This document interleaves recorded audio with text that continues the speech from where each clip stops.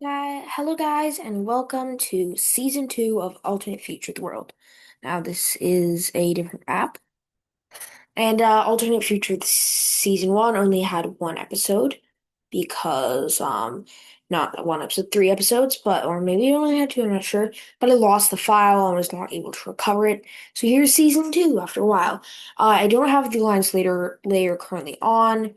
I will do that later unless someone joins an alliance, then I will join Lion Slayer.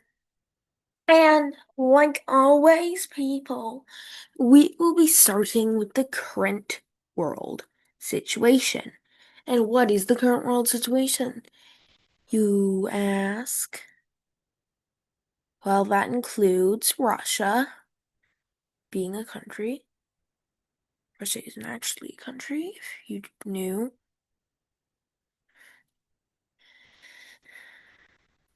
Here we go. Russia's country now. Red country. All their islands as well.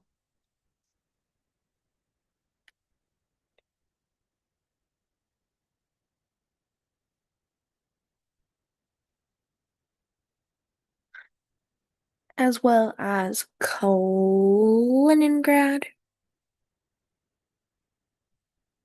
And they are currently fighting the Ukrainians. Ukraine also, if you didn't know, has been in war with Russia as Russia invaded them in 2022. And let me just get in the area Russia controls. Also, I'm supposed to post, I think we should be on episode 17 or 18 of Wixo, but I lost the computer that had the map of the Wixo. I will be trying to recover it. I'll recover the computer, but that will take a while. Well, maybe it won't, but if I could find it quickly. Our next real world situation is Syria. So the Syrian Civil War is over, kind of, but there's still the Rojava people and the Turks that the new Syrian government is fighting. We have Syria, not Syria, Israel, and Hamas. Palestine can't really be represented on this other than the West Bank, but Hamas is more in Gaza. But I guess just for so that Palestine is there, we will color in the West Bank. The last real world situation we will be including is over here in Sudan. Oh wait, no, there's one other after this, but anyway. The one in Sudan is this whole, I don't really understand it. I just know that it is happening. Khartoum, I think, was recently freed into the original Sudanese government, which is this, by the way. And then the last one we will be including is none other than down here in the DRC. All of them are like over in this region, the central region of the map, where Rwanda isn't technically involved legally, but they are doing some shenanigans over here with M23 in the DRC, which I don't really understand well that well either. But anyway, let's get right into these world situations. Also, we are starting 2025. So yeah. So immediately we'll be looking. Probably didn't do this right, but the first major thing that happens is actually over here in a Ukrainian city known as Kharkiv, which is about there. Russian troops will launch an invasion attempting to take the city, surrounding it, and pushing their forces around until it is surrounded. However, they are neglecting their forces down here, so the Ukrainians are able to fully push them back to the Crimean border. surrounding some troops there and causing a retreat. However, the Ukrainians do lose their control over Kharkiv, making this the situation in Ukraine. Russia, needing more support, officially calls Belarus into the war. The Belarusians begin invasion from the north. Kiev is taken by the Belarusians coming up from the north, as Ukraine wasn't fully expecting this. Ukraine had some plans to make a defensive line against the Dnieper, which is like there. I'm not sure if I'm saying that right, but now those have been ruined by Belarus joining the war, and Ukraine is losing ground fast in the north and the west. The Russians reconnect their things here, take Kherson, which is like right there ish. But anyway, it falls over to the Russians, and they make a novel landing in Odessa and take that area. However, the war is not over yet for Ukraine, but we will be jumping down, not there quite yet, but over here in Syria. Now, I don't really know too much about the situation, but these are kind of like, I think, either Turkish supported people or Kurds. Not sure which one. But anyway, the Syrians will begin pushing against them, kicking them out of this area and further pushing. And eventually the Rojavan people, still not sure about that, will make a large final push across Syria. So Syria will come to the deal table against, well, not against, with Rojava. And we have our first situation that we started with being decided in favor of none other than the Rojavans, kind of, technically. Technically. With Rojava gaining independence from Syria, however smaller than their uprising initially was. Next, now that that's over, we will go down to Palestine, Israel with no visible changes on the map. However, Syria is planning an invasion into Palestine from there. In that area, even though it was technically Hamas, not Palestine, who did that. However, they will eventually launch the invasion and take control of Jerusalem. However, this angers the local Arab, and Jordan will fake an Israeli attack on them, which in turn activates the Peninsula Shield Force. Well, not Yemen, it's not in it, which includes all of these countries. Also, sorry, I couldn't figure out how to have the microstates not marked in circles, but every time a microstate falls, though, I will try my best to clean it up. But anyway, Israel is now fighting the entirety of the Peninsula Shield Force, which is probably not the best thing. However, they continue to push into Palestine down here. Um, South Sudan is a place, but they will get involved as a third party in Sudan's civil war. This thing is very complicated, but it wasn't it to be fair to them, they didn't want to get involved. These people kind of just leaked over into their borders as they believed it would be better for their campaign, and they were planning to take Khartoum again, which is about there. They sweep up from down here and begin encirclement of the city, which they eventually achieve, and begin. Now, most of Sudan's army is trapped inside of Khartoum, so the rebels will just push around really wherever they like. They'll go up to the Egyptian border and just do that. However, Sudan, they this means they don't have a lot of forces focused over here, and Sudan is able to get their forces out of Khartoum, as well as keeping the city, which eventually leads to the fall of um the rebels' spread out forces. However, Sudan is getting tired of this war, and so they will peace out. They're done. They will leave the war and right. Then we will just their border will be this Khartoum is forcibly well within Sudan's territory, so that this new Darfur nation area place is like a cartoon is there, so that the Darfur country can't get it. I'm not sure if these are actually Darfur, but they look like Darfur. However, the Darfur country will still be in war with South Sudan,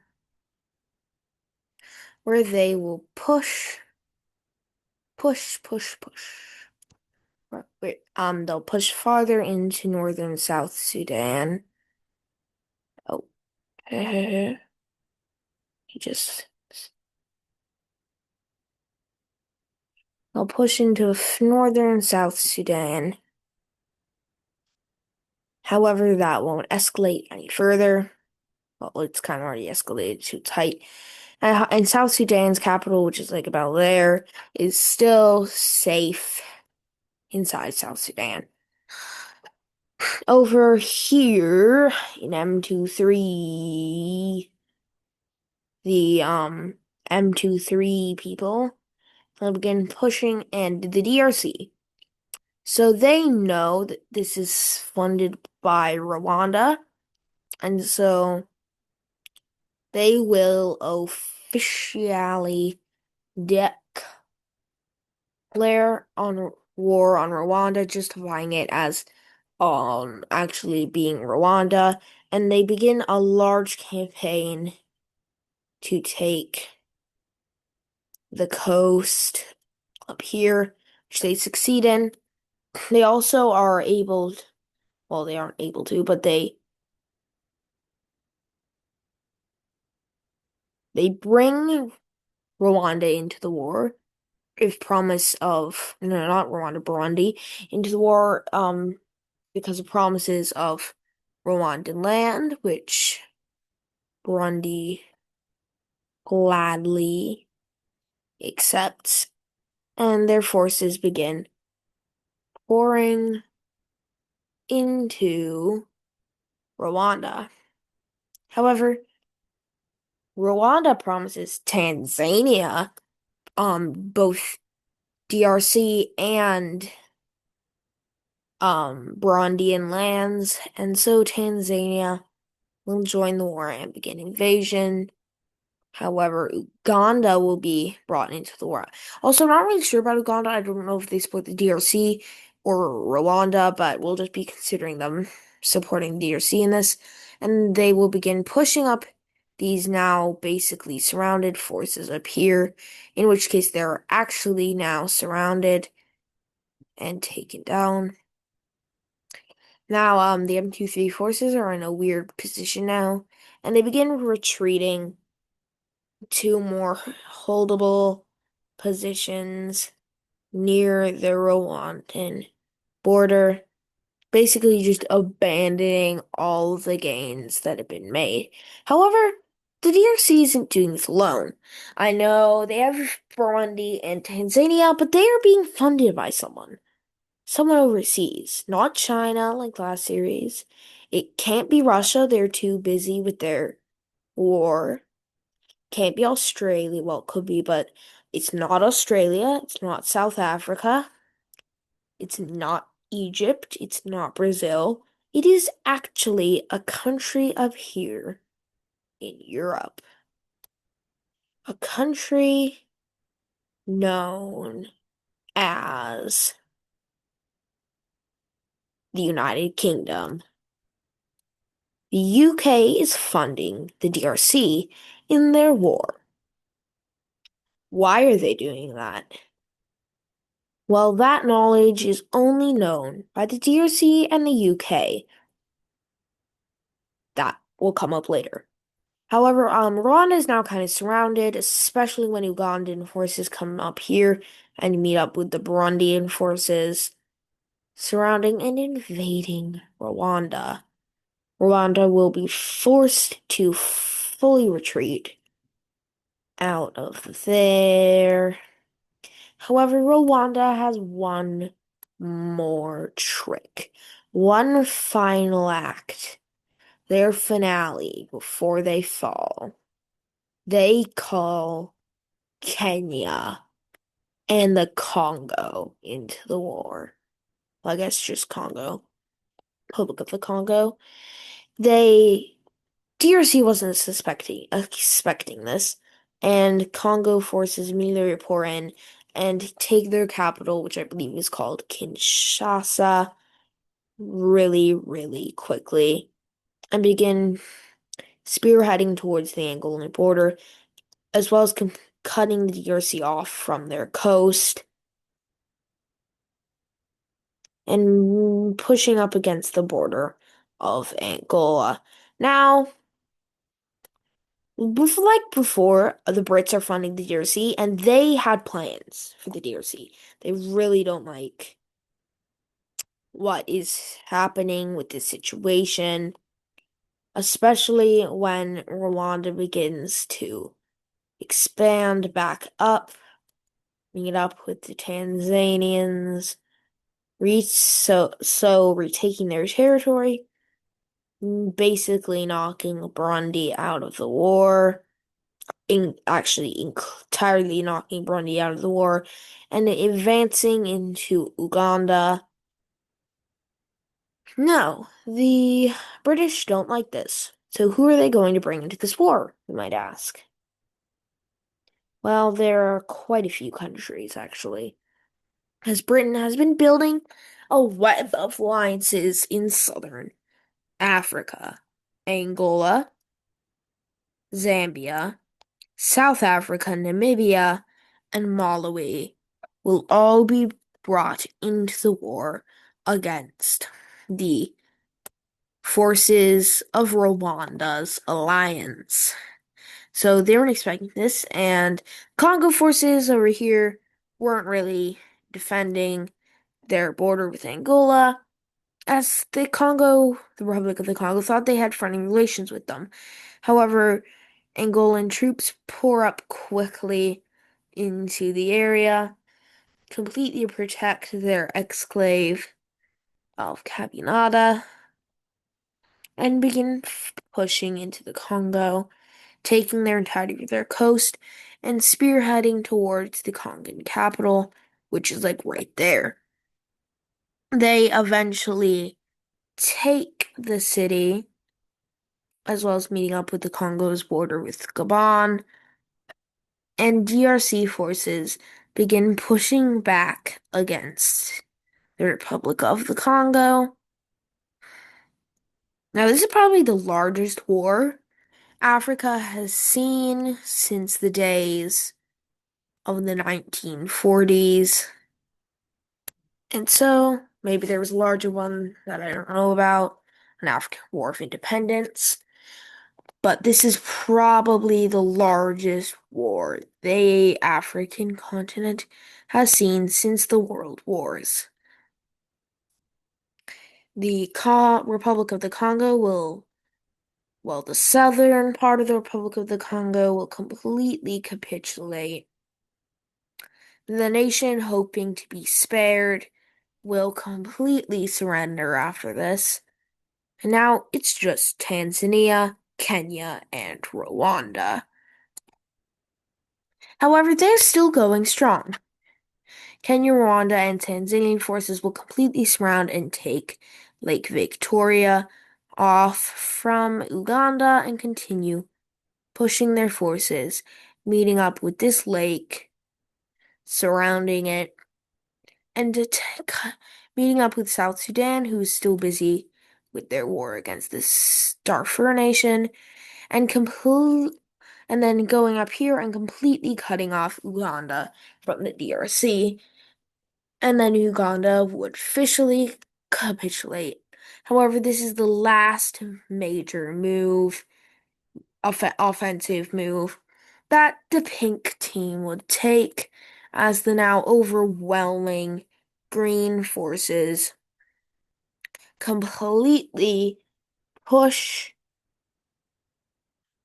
the pink team out of the DRC and Burundi, as well as a good portion of Uganda. They meet up with Lake Victoria, completely push them out of Uganda, and lend massive invasion forces, taking out Rwanda. Kenya, who is a somewhat good U.S. ally, the U.S. will promise them protection, and so the Lime team allows them to leave the war. And this leaves Tanzania. This isn't even their war. And so the Tanzanians will surrender, ending the Great African War. What will this peace treaty be, you wonder? Boop, boop, boop, boop, boop, boop, boop, boop. Well, we'll see.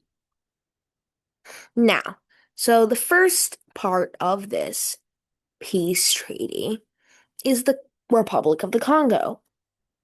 Because let's start with the mildest part. Well, maybe it's not the mildest part because I haven't thought of the rest of it. Ha ha.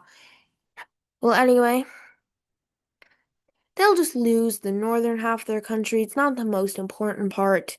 They like their coast, they like their capital. They will lose a sliver of coast, but it's not too bad. Well, what's the next part, you might be wondering? Well, it's well,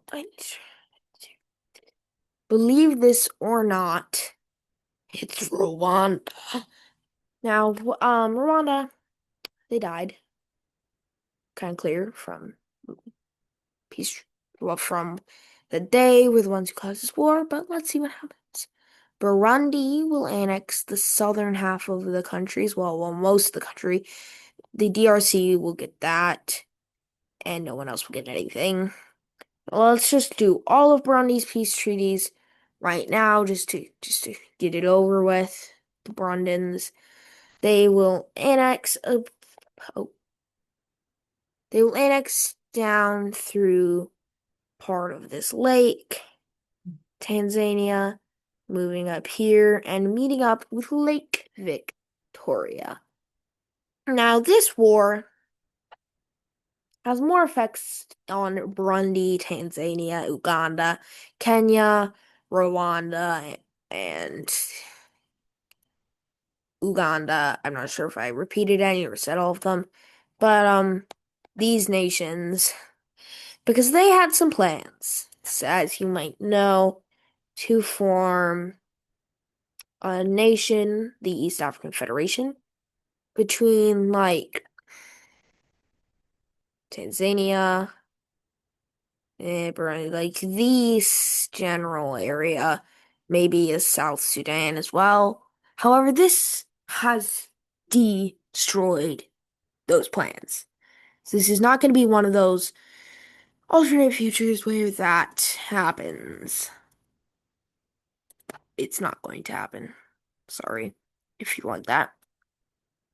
Now, Tanzania isn't going to get it too bad.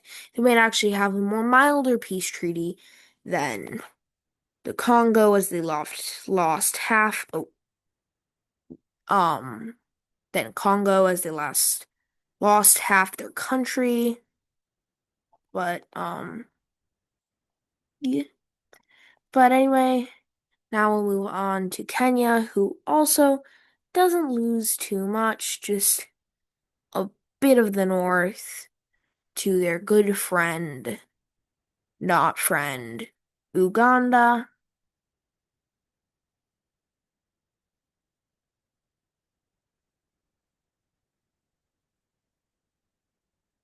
because Uganda has now annexed all of that out of Kenya. Now these countries, they, when I'm just gonna color them all in white now as we've gotten done with a majority of the peace treaty. I forgot to abolish the borders over here.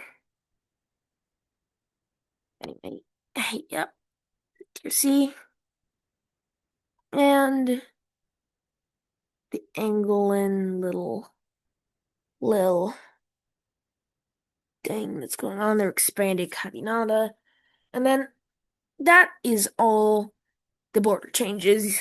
You might be thinking, no, no, it's not.